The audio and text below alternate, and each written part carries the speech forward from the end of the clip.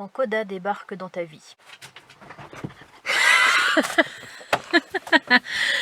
Ça donne un truc comme ça, un truc un poil nerveux, hein, n'est-ce pas? Salut les coxipotes, bienvenue dans cette nouvelle vidéo. Avant de débuter, pour que vous compreniez un petit peu mieux et pour vous donner quelques nouvelles suite au live que j'ai fait récemment, vous l'avez vu, j'ai arraché complètement le côté du camping-car sur un parking, voilà, dans un petit village que j'ai très certainement cité dans mon live, mais que je n'ai pas envie de reciter à nouveau parce que juste ce nom me donne mal au bide et je ne veux plus entendre parler de ces cons. Oh, ça m'énerve vraiment la manière dont ils m'ont traité comme une moins que rien, parce que voilà, je le rappelle juste vite fait. En fait, il faut savoir que cette mairie a été envahie par les gens du voyage au mois de juin sur ce parking là en question. Et donc pour éviter que les gens du voyage reviennent, ils ont fait quoi? Ils ont mis une barrière de hauteur où toi en tant que camping-car, quand tu arrives, tu appuies sur le bouton et le gars t'ouvre la barrière de hauteur, donc tu peux passer. Pour sortir, il m'a conseillé d'aller par une autre sortie. Comme ça, il n'y a pas besoin d'ouvrir une barrière de hauteur, parce qu'il n'y en a pas là-bas. Non, il n'y en a pas, mais par contre, il y a quoi? Il y a un gros bloc en béton. Donc forcément, moi j'ai essayé de manœuvrer, etc. Et en fait, je me suis pris le gros bloc en béton, ce qui a arraché toute la garniture sur le côté, parce que voilà, c'était procédé anti gens du voyage. Mais les gens du voyage circulent en quoi? Ils circulent en camping-car, donc ça n'a aucun sens de dire que c'était un parking, surtout que c'est écrit en grand, parking camping-car, quoi. Bref, pour vous donner des nouvelles, j'ai pu pour l'instant de moi-même colmater, on va dire, les trous, les problèmes, de manière à ce que je puisse quand même rouler sans endommager le véhicule. J'ai bien scotché, j'ai bien protégé avec des plaques en plastique, enfin tout ça, du Sika, vraiment j'ai essayé de faire les choses bien. Et David, quand j'irai chez lui là d'ici 2-3 semaines, eh bien est d'accord pour m'aider et pour qu'on puisse réparer ça. Il a un ami carrossier, donc normalement... voilà, normalement ça devrait le faire. Voilà pour les nouvelles. Mais pour l'instant, donc ça, tout ce que je vous raconte, c'est là actuellement. Mais avant, j'ai filmé. Donc il s'est passé des choses, là il y a une semaine et demie. Et bien c'est tout ce que j'essaye de vous partager dans cette vidéo où je vous parle qu'encore une fois je me suis fait arnaquer par un garage. Franchement il y en a un petit peu marre à un moment donné. La dernière fois c'était il y a un mois par l'autre qui devait revenir là pour me avec la valise. Là il est jamais revenu, il m'a laissé en plan comme ça. Et une deuxième fois, voilà que ça se produit. Donc je sais pas, je tire que les cons, mais que se passe-t-il? Quoi qu'il en soit, les coxipotes, il y aura quand même quelques balades et quelques beaux moments dans cette vidéo, hein. On va essayer quand même de penser à autre chose et de rester positif. Donc comme d'habitude, on n'oublie pas le petit pouce bleu, le commentaire qui fait super plaisir. Et puis rejoignez-moi sur Instagram, Annabelle Coccinelle, si ce n'est pas encore fait. Salut salut les petits amis, bonne vidéo. Regardez juste derrière moi la paroi rocheuse. Elle est gigantesque, on dirait que ça n'en finit pas tellement que c'est haut. Et pour tout vous dire, hier j'étais garée sur un parking à 2 km d'ici, en suivant cette voie. On arrive au niveau du parking du lac Bleu.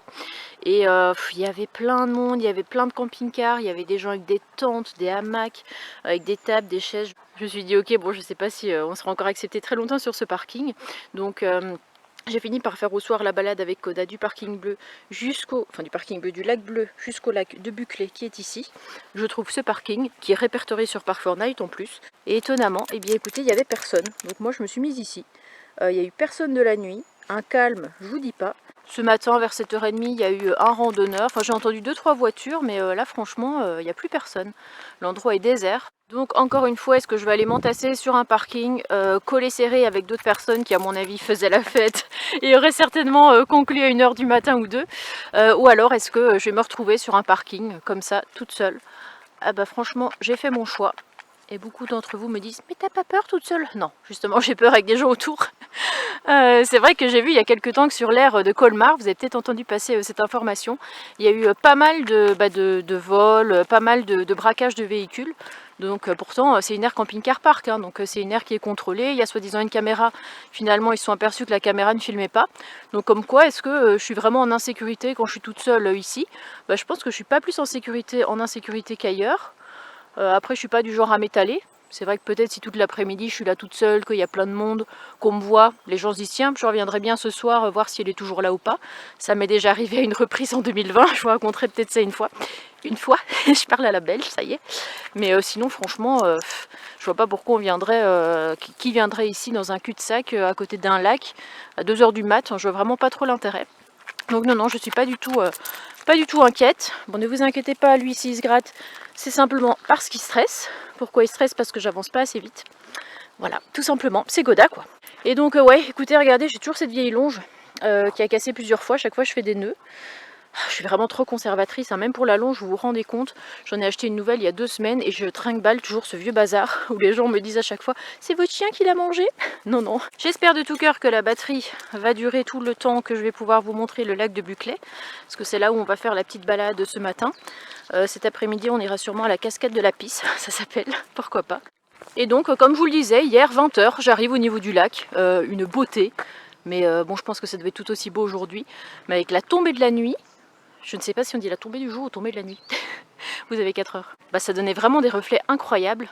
Quand je me disais aussi que Koda il avait de la chance, et que je me dis qu'il fait peut-être 4 balades dans la journée ou 3, enfin ça dépend un petit peu ce qu'on fait, hein, si on fait des grandes randos ou pas. Et à chaque fois, c'est des balades différentes. Ça veut dire qu'il fait très rarement 2 fois les mêmes. Le chien heureux quoi. Ça y est, nous y voilà. Imaginez, j'arrive ici à 20 h, coucher du soleil, moment incroyable de calme. Vraiment un grand calme. L'eau elle est transparente, on voit tout à travers. Regardez-moi ça. Le lac de Buclay en Isère. Incroyable. Regardez les montagnes derrière. Ah, je me lasse vraiment pas de ces petits lacs. Petits lacs de montagne entourés de montagnes. Logique.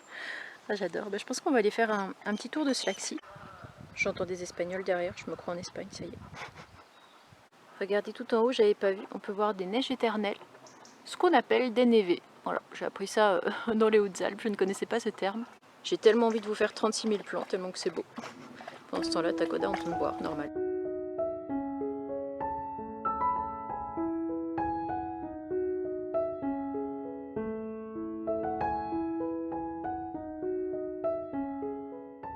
Non mais la couleur de l'eau, translucide comme ça donne tellement envie de se baigner.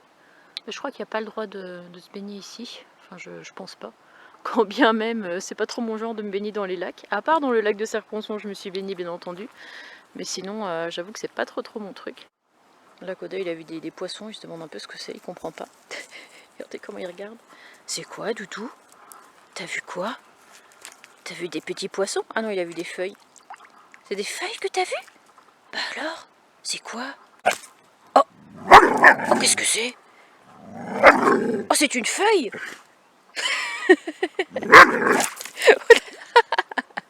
Mais c'était quoi ce truc? Je vous fais un petit plan de l'autre rive. Nous tout à l'heure on était sur le ponton qui se trouve à peu près ici. Et je pense qu'on a bientôt terminé le tour du lac, mais c'est hyper agréable. Et étonnamment il n'y a personne. Je sais pas, j'ai l'impression qu'on est les seuls alors que c'est un endroit vraiment incroyable. Mais on profite de cette magnifique nature seul, dans le calme. Mais écoutez, ça fait plaisir, les vacances sont finies.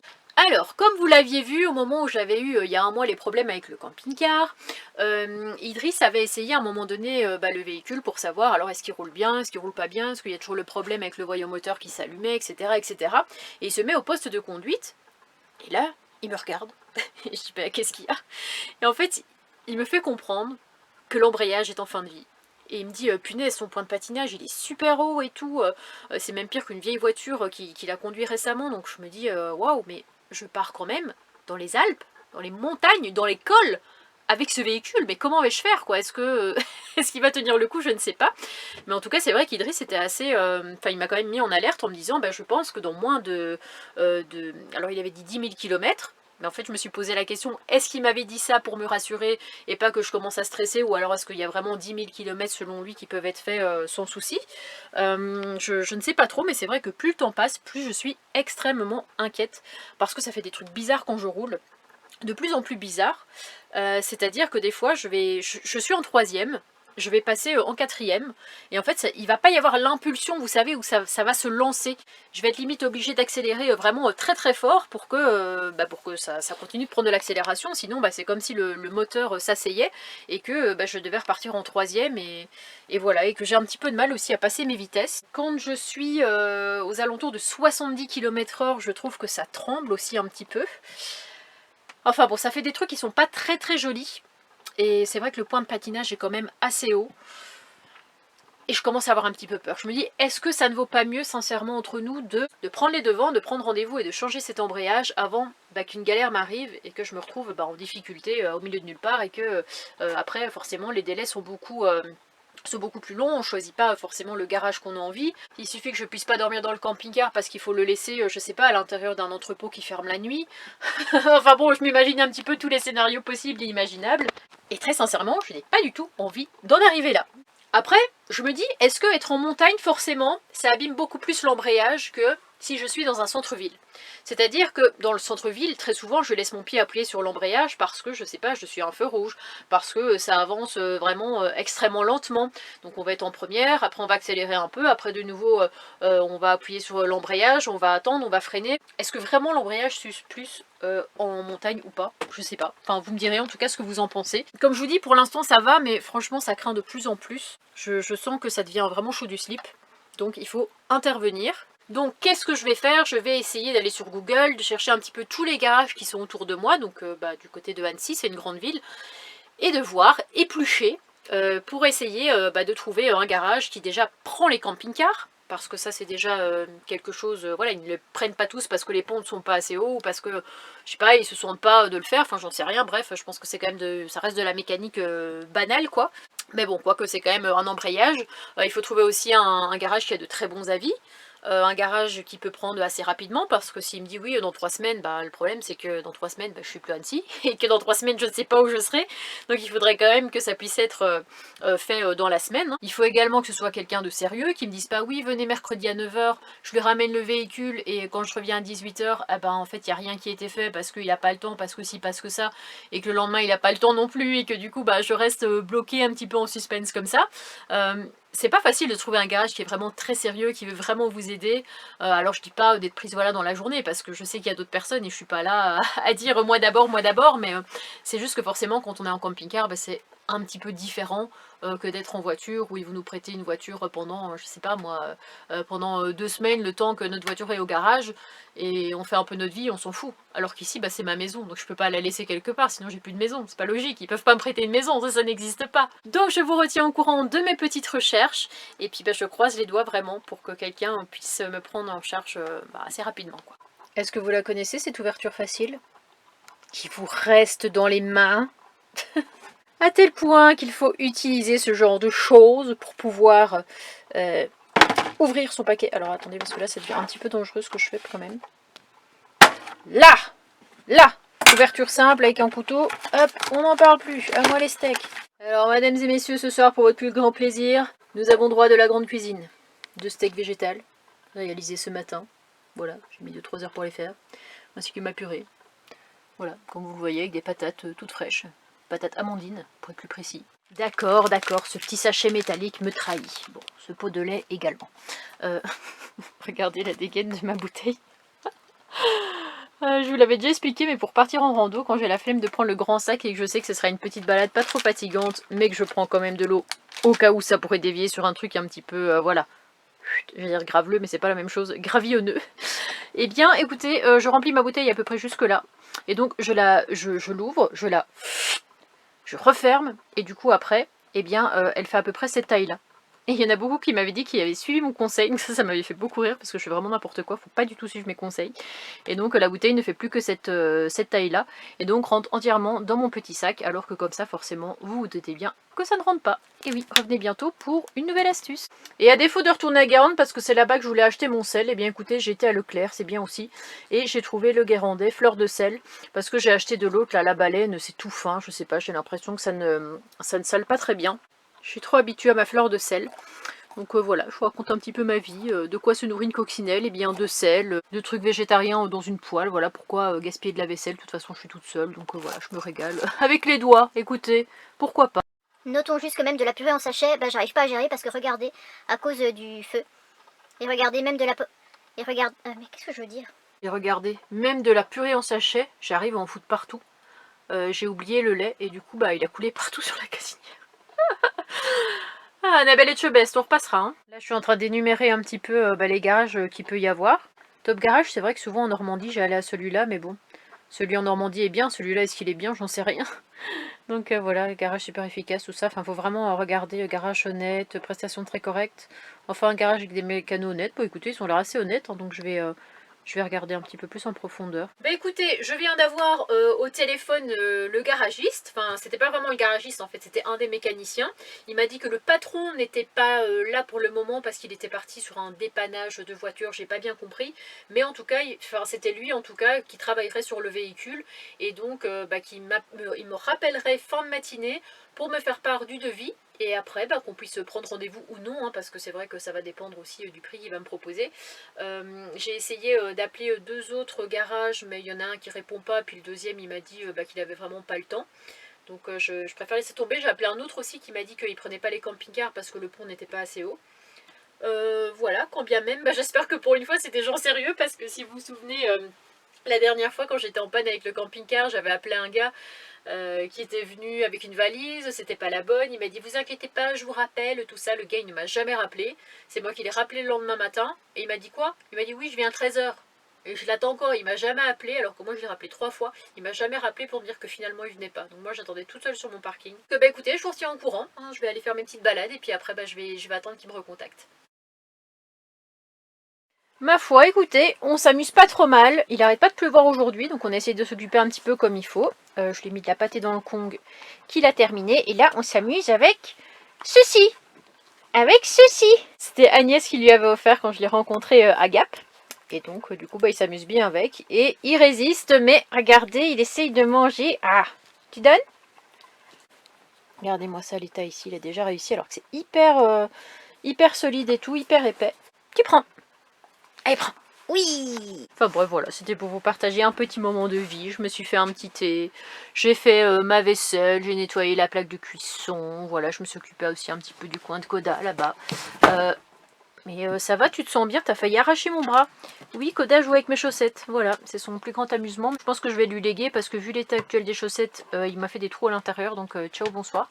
Je m'en rachèterai des nouvelles pour l'hiver. Mais là, je lui ai mis sa nouvelle gamelle d'eau. Et puis j'ai mis une petite alaise comme ça que j'ai acheté chez Action. Parce que comme il met de l'eau partout. Mais je pense sincèrement acheter une gamelle anti... comment dire? Anti, on en fout partout. Parce que ça a l'air de faire ses preuves. Hein. J'ai rencontré des coccypodes qui en avaient une et ça a l'air de bien fonctionner. Donc pourquoi pas, très pratique en camping-car parce que j'ai franchement peur qu'à la longue le plancher finisse par pourrir à ce niveau-là. J'essaie toujours d'essuyer un max, mais même avec la avec la laise, il finit toujours par en foutre partout quand même. Quand tu veux, hein. C'est pas tout de suite apparemment. Bon, on va le laisser manger tranquillement. Mais regardez comme c'est surprenant. Le soir est en train de tomber et pourtant le camping-car a l'air, je trouve, hyper lumineux. Ça me changeait vachement parce que c'est vrai que dans Gérard, eh bien, il faisait toujours assez sombre. Il y avait finalement peu de lanterneaux. Et regardez, juste par ce lanterneau-là, ça éclaire l'entièreté du camping-car. Ça veut dire que cette fenêtre est fermée. Ça veut dire que celle qui est à côté de moi est fermée aussi depuis ce matin, donc ça fait un peu genre il n'y a personne dans le camping-car, tout ça. Et à la fois, eh bien, je suis chez moi avec ma petite lucarne. Comme vous le voyez, de toute façon, il n'y a pas grand chose à voir dehors parce qu'il y a eu de la brume comme ça et de la pluie toute la journée, donc pas grand chose à voir. Alors là, je suis archi dégoûtée. Vous savez pourquoi? Je vous avais dit que j'avais contacté un garage qui devait me rappeler fin de matinée, tout ça. Donc je me suis dit, ça doit être quelqu'un de sérieux, je peux pas tomber sur 2 cons 2 fois de suite. Je me suis encore fait avoir. Comme d'habitude. En fait, je ne comprends pas pourquoi, quand j'appelle, on me dit pas directement, soit on prend pas les camping-cars, soit on n'a pas le temps, soit je sais pas, on n'a pas envie de s'emmerder avec moi, je veux dire qu'on me le dise tout de suite. Vous vous rendez compte, la dernière fois, j'avais attendu 2 jours des nouvelles d'un gars qui ne m'a jamais rappelé. Si tu voulais pas t'occuper de mon camping-car parce que tu te sentais pas à la hauteur ou tu voulais pas te faire suer, tu dis non quoi. Et en fait, j'ai l'impression que je suis de nouveau dans le même cas de figure, c'est-à-dire que j'appelle ces gens qui me disent « Oui, mon patron va vous rappeler fin de matinée, il n'y a pas de souci, pour un petit devis, pour un petit rendez-vous. » J'ai rappelé dans l'après-midi, je n'ai jamais eu de réponse à mon appel. J'ai rappelé le lendemain, je n'ai jamais eu de réponse à mon appel. Et j'ai appelé aujourd'hui, je n'ai aucune réponse à mon appel. Donc à un moment donné, je ne comprends pas. Est-ce que les garagistes ont encore besoin de travail? Est-ce qu'ils ont ce qu'il faut? Tout va bien pour eux? Enfin, je leur souhaite tout du moins. Je sais pas, mais bon, pour l'instant, je pense que je vais laisser tomber. Écoutez, on verra bien ce que ça va donner à l'avenir. Pour l'instant, je roule. Pour l'instant, voilà, je passe encore mes vitesses. C'est vrai que c'est de plus en plus compliqué, mais pour l'instant, on va dire que ça va, quoi. C'est un embrayage en fin de vie, mais pas en fin de vie, si vous voulez. Donc peut-être que je peux encore attendre un petit peu. Pour une fois que je voulais m'y prendre à l'avance, on me fait encore un coup comme ça. Franchement, j'ai pas envie de m'ennuyer. J'avais appelé au moins, je sais pas, 3-4 garages la dernière fois. Il faut attendre, finalement, on n'a pas de nouvelles. Oh là là, j'ai l'impression que je me fais arnaquer par tout le monde. Je sais pas pourquoi, mais je sais pas, j'ai une tête où on se dit, ah bah elle, on va la faire attendre pour rien, elle. Bref, c'est au prochain épisode. Bon j'espère que cette vidéo vous aura plu. Écoutez, voilà, j'ai décidé de laisser tomber tout simplement. Dans la prochaine vidéo, il y aura encore des belles balades, comme d'habitude. On continuera notre petit road trip. Donc à ce moment-là, j'étais encore dans les Hautes-Alpes. Ouais, c'est ça, les Hautes-Alpes. Parce que j'ai fait Hautes-Alpes, j'ai fait Isère, j'ai fait Haute-Savoie, j'ai fait Savoie, j'ai fait pas mal de coins. Donc j'espère que vous serez au rendez-vous. Merci en tout cas pour tous vos gentils messages, de vous inquiéter pour moi, tout ça, mais ça va. Franchement, ça va. J'ai envie de dire que ça pourrait être pire, même si on ne sait pas encore vraiment si c'est très grave ou pas, hein, au niveau de la carrosserie. Est-ce que la cellule a bougé ou pas, ça, on le saura. Mais je croise vraiment les doigts que ce soit pas le cas. Et voilà, je vous fais de gros bisous et puis je vous dis à très vite. Salut, salut les petits amis, portez-vous bien.